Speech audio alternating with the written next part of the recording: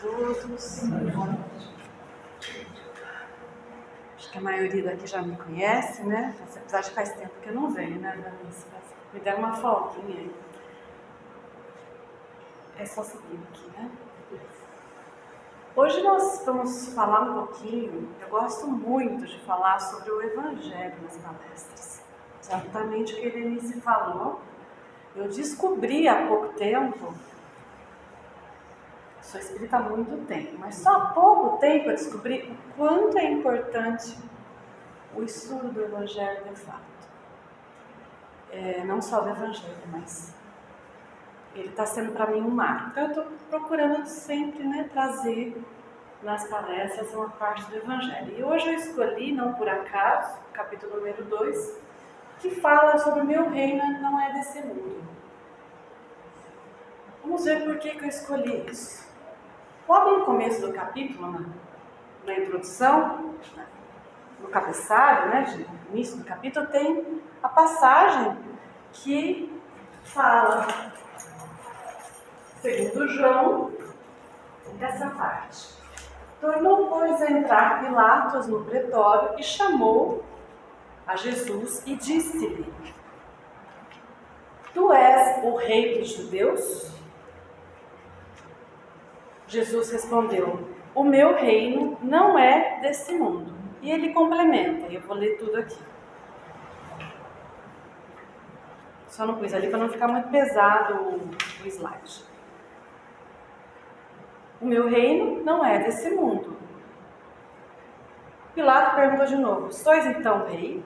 Jesus replicou: Vós o disseste, eu sou rei. Eu não nasci nem vim a esse mundo senão para testemunhar a verdade. Qualquer que pertence à verdade escuta a minha voz.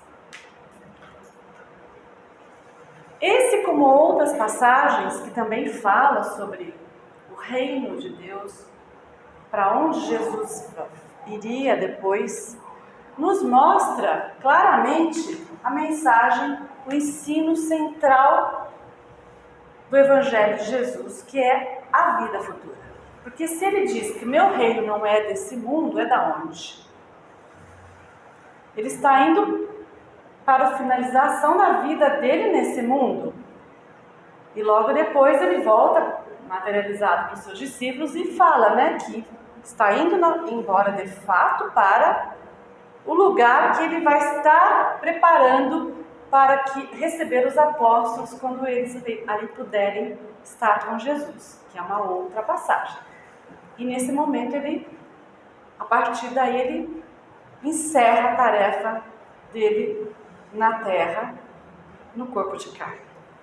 Então Jesus, e não há dúvida para nenhum cristão, de que Jesus trouxe a vida futura como princípio dos seus ensinamentos, porque sem ela, muitos dos ensinamentos de Jesus não teriam muito sentido. Pareceriam assim meio bobinhos, meio, sabe, mas será? A vida futura é o ponto central, e não é por à toa que ela está no capítulo 2 do Evangelho segundo o Espiritismo. A alusão ao reino de Jesus não ser desse mundo. Bom, tudo bem, o cristão aceita, todas as religiões de base cristã aceitam esse dogma, né, esse princípio de existir uma vida depois dessa. Mas como será que é essa vida? Isso é o que eu gostaria de que vocês pensassem, né? Nós sabemos como é essa vida? No começo, né, antes de Jesus, tinha os judeus que acreditavam em anjos.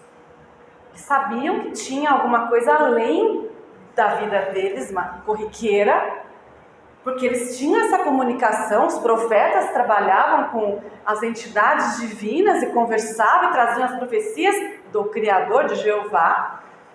Eram anjos, eram criaturas além da terra. Eles acreditavam nisso. Mas eles não tinham nem ideia, mais nada além disso. O que eles esperavam, os judeus, é que todas as recompensas divinas seriam aqui na terra. Então, para eles, tivesse um comportamento de acordo com as leis divinas, as leis dos profetas, a lei de Jeová, comportamento regrado, disciplinado, eles seriam beneficiados, eles seriam recompensados aqui mesmo. Como? Tendo a sua nação acima de todas as outras. Eles achavam, né, que eles tinham que ser, a nação sendo superior às outras, era uma recompensa. Conseguindo superar e combater e vencer os inimigos, que lá naquela época tinham todo o tempo, né? Nações guerreando com nações. Se eles vencessem, eles estariam sendo recompensados por Deus. Da mesma forma, eles poderiam ser castigados por Deus se eles não agissem bem. Como? Os castigos vinham na forma de calamidades públicas, da natureza, pestes, doenças, não é? Esse tipo de castigo seria perdas nas guerras, são castigos. Então, o que eles receberiam da divindade seria aqui. Aí veio Jesus e falou assim: não, as recompensas não são aqui, são no reino de Deus, para onde eu vou e espero vocês lá, no outro mundo. Ou seja, na vida depois dessa. Mudou o foco. Jesus já mudou o foco. E toda a cristandade se baseia nesse foco hoje. Mas a pergunta é: Jesus detalhou como é que seria esse reino de Deus? Como é que seria a passagem para lá? Como é que seria a vida lá? Não é? Ele deixou isso aí para um segundo momento. Porque a humanidade naquele momento não estava preparada ainda para entender certas leis que aos poucos foram sendo esclarecidas pelo desenvolvimento do homem. Pelo desenvolvimento não só intelectual, mas também moral do homem. Então, quando veio o advento da vida do Espiritismo, ele trouxe para nós a transformação do princípio do cristão como lei natural da vida futura, que tinha pouca clareza de como ela seria, incompleta nos seus detalhes e pareceria até um pouco irracional em alguns momentos, gerando dúvidas, porque tudo que não é muito claro na nossa mente, nós temos dúvidas. Não é? Se nós não sabemos exatamente como funciona aquilo, eu posso dizer que eu sei? Ou eu vou dizer que eu acho? Quando a gente pergunta para o cristão, existe vida após a morte? Muita gente, não sei se vocês responderiam, se eu já ouviram alguém responder assim. O que as pessoas respondem?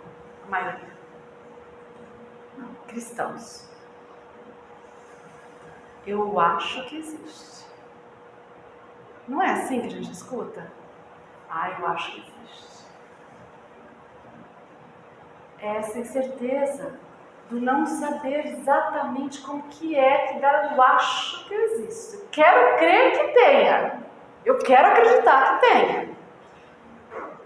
Aí veio o Espiritismo e transformou esse princípio que todos nós aceitamos como base em uma realidade. Por quê? Porque vieram os testemunhos dos espíritos dizendo com detalhes como é a vida lá, depois dessa. Como se processa, não é?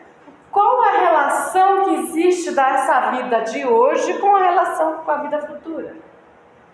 Então, trouxe racionalidade a esse princípio, vamos dizer assim. E quando a gente tem quando a gente busca o conhecimento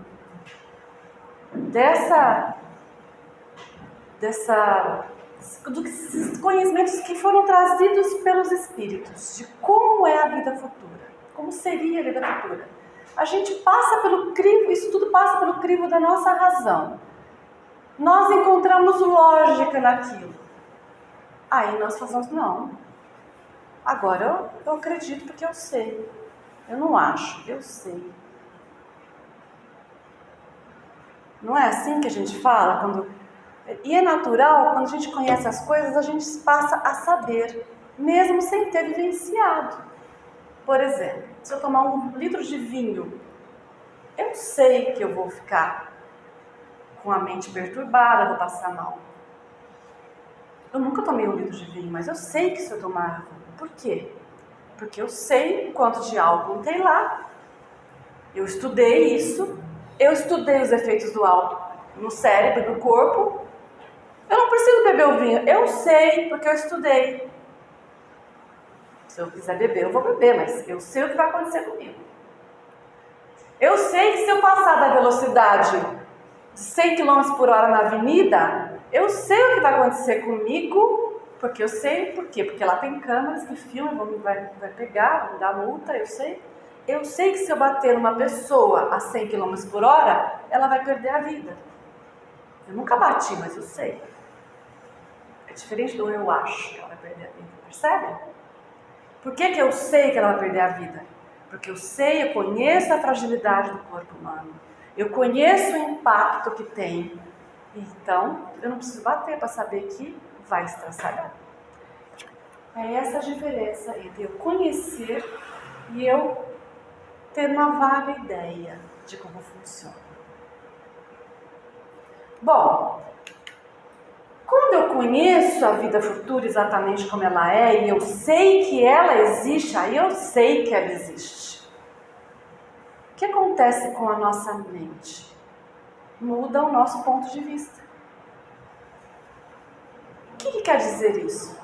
Eu agora sei, e a consequência é que, sabendo a relação que tem dessa vida com a futura, a moralização vai dar um salto. Se toda a humanidade tivesse plena consciência de que a vida continua e das consequências dessa na outra, e na outra, e nas outras, como nós já sabemos, a pessoa ia parar um pouco para pensar antes dela agir, ou antes dela reagir em muitas situações. Porque ela sabe que vai ter consequências, mesmo que ninguém veja. Ela sabe.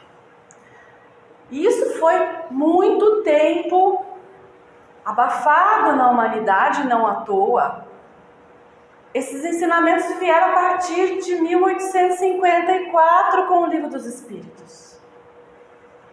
Não é? Esses ensinamentos assim, bem elaborados, esmiuçados pela doutrina espírita. Foi só em 1854 anos depois de Jesus. E nesse espaço todo, o que o homem acreditava? Ele achava. E quando veio o advento do Espiritismo, ele foi combatido a ferro e a fogo, e é combatido até hoje. Por que será? Qual o interesse de se não deixar essas verdades virem à tona para todo o planeta? Qual o interesse? Moralização. Libertação de nós mesmos, de quem dominava o mundo lá naquela época, 1850, e continua dominando até hoje.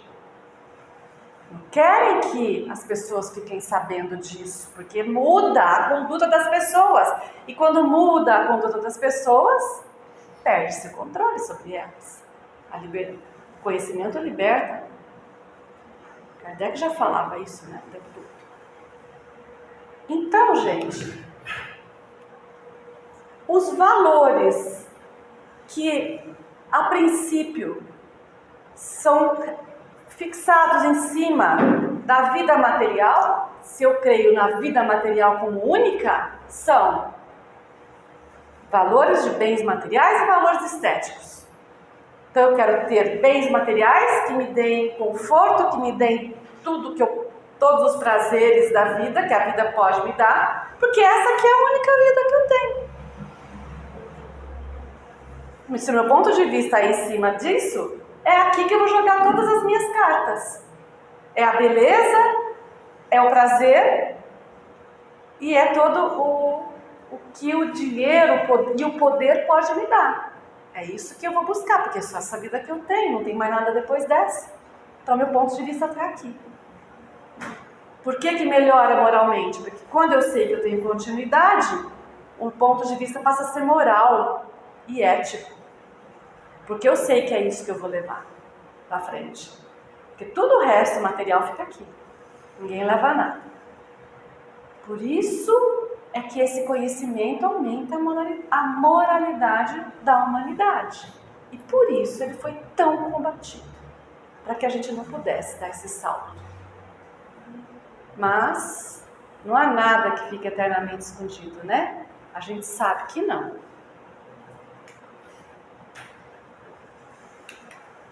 O ponto de vista da vida futura, da existência da vida futura, na vida futura, nos mostra que, ela sendo infinita, aquilo que mais nós tememos no mundo, na vida material, é o quê? É a morte. Eu sei que alguns não temem mais, mas a maioria ainda tem um quezinho lá atrás. É o que mais a gente teme.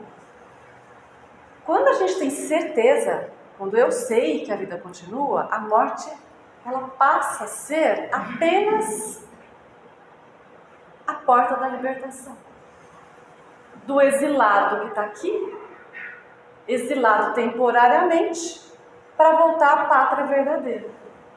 Muda. Não é essa a verdadeira, é a outra. Então a morte perde a força dela, né? O impacto que ela tem. E quanto mais nós estudamos sobre como que é do outro lado, sobre as leis que regem a nossa libertação, mais a gente perde o receio desse momento de ir. A gente sabe, quando o ponto de vista está ali, a gente sabe que a vida atual é temporária.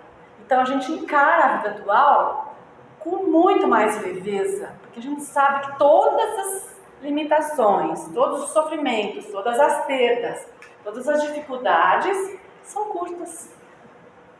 São de curta duração. Ah, mas Rosana, curta duração, faz 20 anos que eu sofro com essa dor aqui na perna, é curta duração isso? Curta duração em relação a quê? Em relação à eternidade. Claro que nós vamos procurar sempre o melhor para nós, mas a gente sabe que não tem sofrimento eterno. A gente sabe, e a gente sabe mais, a gente sabe que Deus é misericordioso. Quando a gente consegue entender que aquele sofrimento não é um castigo, mas é uma libertação, é um aprendizado da nossa libertação, bastou, porque a única coisa que o Criador quer não é que a gente sofra, é que a gente aprenda. Se nós aprendemos, a gente para de sofrer, não precisa mais sofrer. Então, quantas comutações não temos de acordo com a nossa postura diante do sofrimento? Podemos cortar? Claro que podemos. Depende de nós. O Pai só está esperando isso. Que a gente encurte. Como? Aprendendo com Ele. E não nos revoltando com Ele. Então resulta uma calma de espírito que abranda todas as nossas amarguras. Por pior que elas sejam, elas vão existir, porque elas são ensinamentos. Mas elas vão ser abrandadas, porque eu sei que é só uma passagem curta. Percebem a diferença? Mas quando a gente tem dúvida sobre a vida futura, aí a balança pesa mais pro outro lado lá, né? Ela vai ficar ali, eu vou pesar mais pro material, vou pesar mais pro emocional, para as emoções, pro coração. Para onde ela vai? A gente passa a ter incerteza do porvir, do futuro, e essa incerteza faz com que a gente jogue toda a nossa dedicação à vida presente. Então, eu não tenho nem tempo de estudar o Evangelho, porque eu tenho que trabalhar, porque eu tenho que suprir a vida presente, com o que ela suga da gente, ela suga, né? E nesse caso, a perda dos nossos bens, por menor que seja, fica muito mais pesada, magoa muito mais. É como a criança que ela tem o mundo dela, que são os brinquedos. Ela não consegue ver que o mundo dela vai além dos brinquedos. E se o brinquedo quebra ou se o brinquedo some, ela chora desesperada, porque o mundo dela era aquele brinquedo. Só que nós, como pais, sabemos que aquilo lá não é nada para ela. A gente olha aquela criança chorando e a gente fala o quê? Vai passar, daqui a pouco ela para. Não é assim? Nós somos as crianças de Deus, que choramos, que reclamamos, que falamos que está doendo, que não aguentamos a perda. Deus está olhando para ela e fala, nossa, daqui a pouco ela para. Isso vai passar, ela vai ver que tem mais coisa além disso. Não é? E além disso, né, complementando esse pensamento, quando a gente ainda tem dúvidas sobre a vida futura, o que acontece conosco? Um desengano, uma desilusão, às vezes uma desilusão amorosa, né, uma perda de um relacionamento, uma desilusão com uma amizade que a gente confiava, várias desilusões da nossa vida, né? Doem, machucam.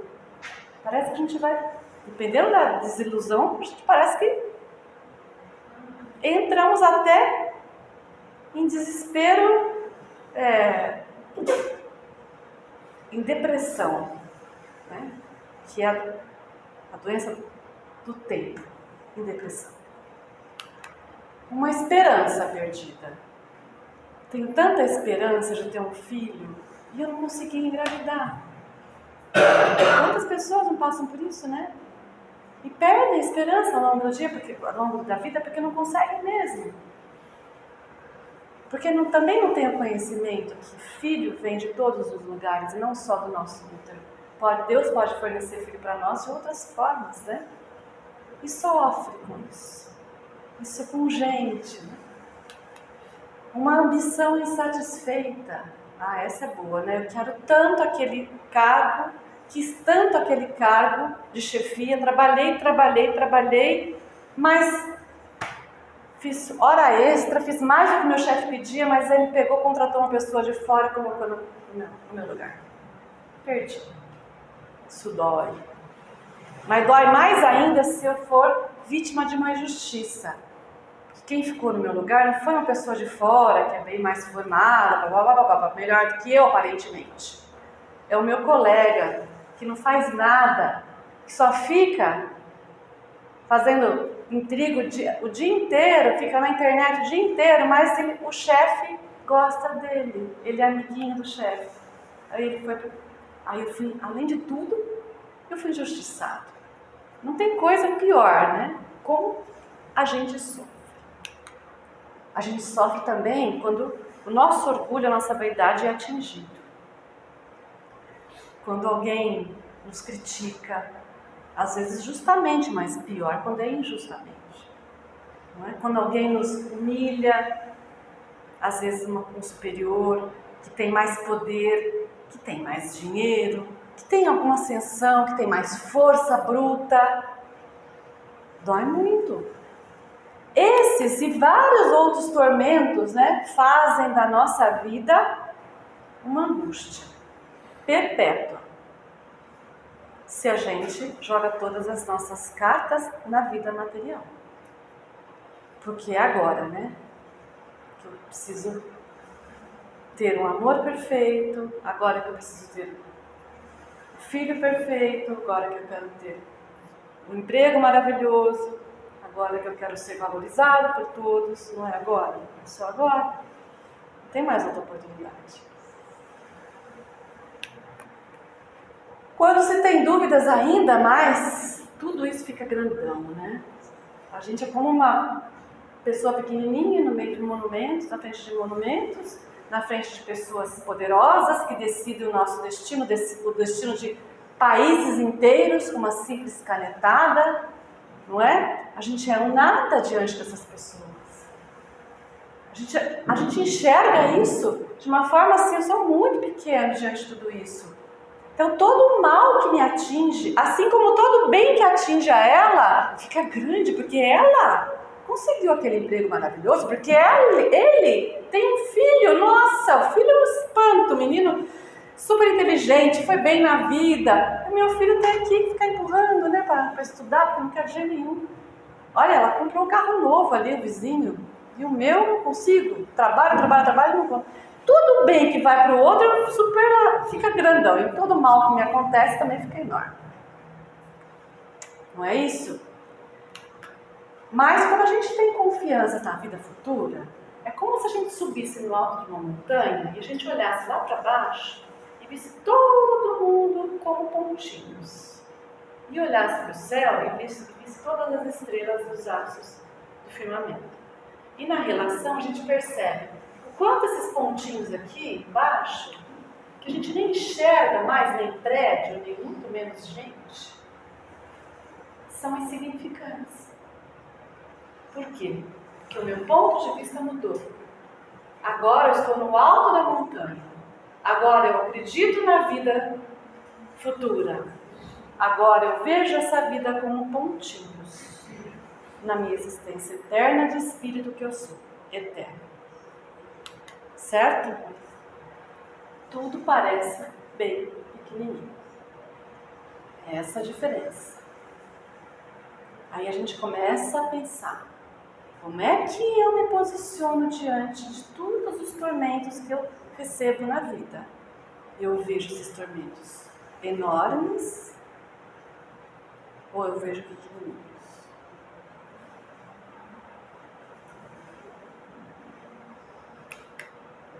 Bom, então a gente, já que é assim, né? Você falou que a vida futura que é importante, porque a vida material não serve para nada, né? Eu vou passar a vida inteira agora em conexão espiritual. Eu não vou dar a mínima bola para a vida material. Eu vou ficar lá, nos meus processos de meditação, nas minhas orações, que é isso que importa. Agora, a vida daqui a gente deixa para segundo plano. O que vai acontecer com a nossa Terra? Se todo mundo pensar assim, com o nosso planeta. Não é isso, né? Que a gente quer de verdade. Então, ó, se todos pensassem assim, tudo se arruinaria. A vida no planeta arruinaria. O progresso para. E a nossa casa seria um lixão. No mínimo, né? Isso não é da natureza humana viver dessa forma. Porque o que nós queremos? Nós queremos o bem-estar. Isso é da natureza humana. Buscar estar sempre bem. Buscar estar sempre num lugar o melhor possível. Não é um lugar luxuoso, mas é um lugar bonito, agradável. Aí eu pus essa fotozinha aqui, essa casinha, que é para vocês verem que um lugar lindo desse, ele tem o que para ficar lindo ali de luxo? O que foi? Não entendi. Só falta ele. Só faltou, né? Pois é, mas só que para deixar assim, tem que trabalhar para ficar assim. Ele tá assim porque tem a mão do homem que mora nessa casinha, da mulher, que fez com que madeira e plantas e uma casa simples ficasse graciosa. É a natureza, né, trabalhada pela mão do homem, que fica um lugar agradável. A casa de baixo está tudo arrumadinha, tudo no lugar, por quê? Porque a moça trabalhou o dia inteiro para deixar daquele jeito. E aí todos que chegarem nesse lugar vão se sentir bem, porque o lugar está limpo, está perfumado. Essa casinha aqui tem cheiro do mato, tem cheiro das flores do campo, no ar, não é? Quem que não vai se sentir? Quem não quer viver num lugar desse? Quem quer viver na bagunça?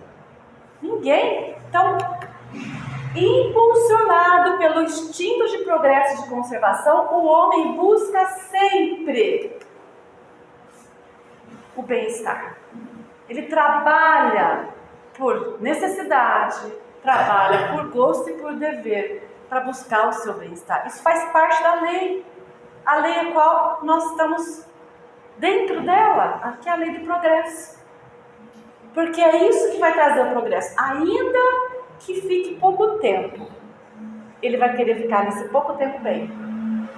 Mesmo que seja só 80 anos. Não é assim? Porque a gente vai viver quantos anos? Hoje em dia, né? 70, 80, 90, 100 anos. Se eu chegar a 80, todo mundo. Né? Não, vamos chegar muito mais do que 80. Hoje nós estamos chegando a 100 já. Então, mesmo que seja só esses 100 anos, a gente quer viver bem. Mas mesmo que fosse 20, a gente queria viver bem. Dessa forma. Não é? É assim que é, né? O que traz, então, esse ensinamento dos espíritos? Isso tudo aqui que eu estou falando não é meu, não, é dos espíritos, está lá no capítulo 2, eu só desmiucei para a gente aqui. É que o Criador quer para nós, que nós tenhamos essa comparação, essa relatividade, como que nós vamos dar valor à vida material e à vida espiritual, qual o peso que nós vamos dar para cada uma. É isso. Ele não condena em nenhum momento os gozos terrenos, mas o abuso dos gozos. Então essa criatura aqui, ó, com tudo que ela tem, ela está causando um desserviço para quem? Primeiro para o planeta Terra. Porque quando a gente tem muito consumo, tem mais do que a gente precisa, tem em dobro, só porque a gente acha lindo, nós estamos tirando de quem? Não tem bem material que cria do nada, tudo é tirado da terra. Todos os bens materiais que a gente tem vêm da terra. E o consumo exacerbado, consumo desgovernado, faz com que a gente tire do planeta Terra mais do que ele possa repor naturalmente. Faz com que a gente tire do planeta Terra elementos que não dá tempo de se repor. E nós vamos esgotando o planeta. E a gente fala tanto em sustentabilidade, tanto em salvar a Amazônia, tanto em salvar, o que a gente fala mesmo? E não comer carne. Isso eu concordo, mas enfim, por outras razões, mas eles não falam isso, só porque é por causa que a vaca produz CO2 que acaba com... Entendeu? Então, mas e o consumo? Ninguém fala que a gente tem que consumir menos coisas. Com S maiúsculo no final. De tudo. Então esse é um aspecto do abuso do planeta. O outro aspecto é que quando eu tenho muito, alguém ficou com menos.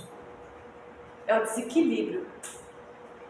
Sobre esse aspecto, se eu estou sobrando lá, eu podia ter 2 em vez de 3, esse 1/3 que sobra eu podia estar destinando para alguém que não tem nenhum. Caridade. Então perceba que tudo se encaixa, aí você começa a pensar, nossa, tá. Então se eu não tiver demais, vai me sobrar dinheiro, porque eu podia comprar 3 carros?